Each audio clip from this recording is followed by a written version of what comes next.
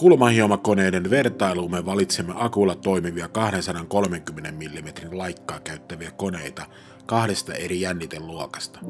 Kaikki testit tehtiin konemerkistä ja mallista riippumatta samalla tavalla. Koneista arvioitiin työtehoa, akkukestoa, käytettävyyttä sekä varustelua ja ominaisuuksia. Vaikka kisassa oli sekä 18 että 36 voltin malleja, vain Makitan akku oli 36 volttinen. Muut koneet käyttivät 18 voltin konesarjoistaan tuttuja akkuja. AEG, Makita ja Metapo lähtivät kisaan tuplalatureilla, kun taas Einhellin ja Milwaukee'n mukana toimittiin yhden akun laturi. Testilaikkana käytettiin KM kokeilee testeistämme tutun 3M Cupitron 2 katkaisulaikan uutta kolmosversiota. Suorituskykytesteissä AEG pärjää varsin hyvin.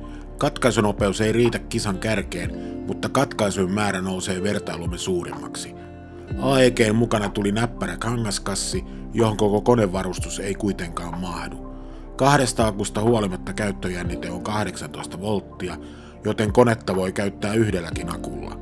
Kääntörungon ansiosta ergonomia säilyy hyvänä myös katkaisutyössä.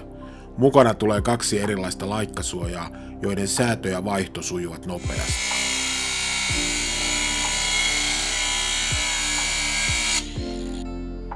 18-volttisen Milwaukee'n katkaisunopeudet jäävät vain vähän kärkiajoista ja akkukestokin on kohtuullinen. Kone toimitetaan isossa salkussa. Akun energiasisältö vastaa kilpailijoiden suurimpia akkupareja. Moottoria suojaa vaihdettava jäähdytysilman suodatin. Painikelukitteisen laikkasuojauksen säätö ja pikamutterilla kiinnittyvän laikan vaihto sujuvat nopeasti. Käyttökytkin varmistimineen on vertailun ergonomisina tunnokkain, mutta pystykatkaisuissa liipaisin jää hankalasti sivulle.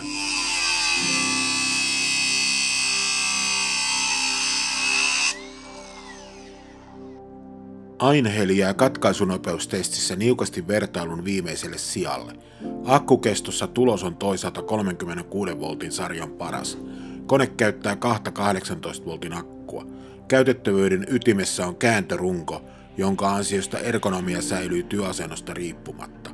Rungon lukitus on kuitenkin hieman hankalassa kohdassa.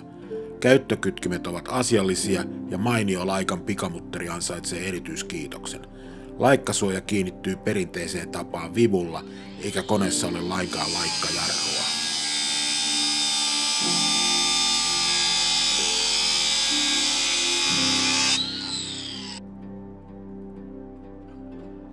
Makita kiilaa katkaisunopeudeltaan kärjen tuntumaan. Akkukeston testissä suoritus jää vaatimattomammaksi. Testikoneen mukana toimitettiin 2 akun ja laturin sisältävä voimapakki. Kone toimii yhdellä 36 voltin akulla. Laikkasuojan vipukiristys on hieman hankalatoiminen ja kireyssäädössä saatetaan tarvita työkalua. Jäähdytysilman suodatin on irrotettavissa. Koska koneessa ei ole kääntörunkoa, ergonomialtaan erinomainen liipaisin jää pystykatkaisussa hankalasti sivulla.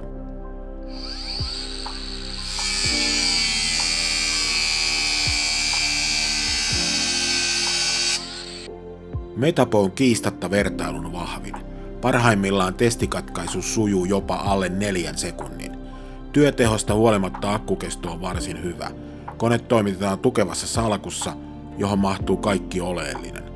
Voimanlähteenä toimii 2 18 voltin akkua, joiden lukitusvivut ovat tavanomaisesta poiketen konerungossa. Ergonomialtaan kääntörunkoinen kone tuo mieleen perinteiset saksalaiset laatuautot.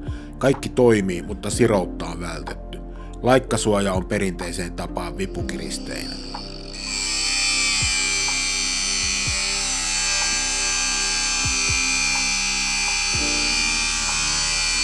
Kisa voitosta oli tiukka, eivätkä 18 ja 36 voltin koneiden suorituskykyerot määräytyneet pelkän käyttöjännitteen perusteella. Vertailujoukosta ei löytynyt yhtään työteholtaan heikkoa konetta. Lue lisää kulmahiomakoneiden vertailusta uusimmasta käytännön maanmiehen 11/24 numerosta.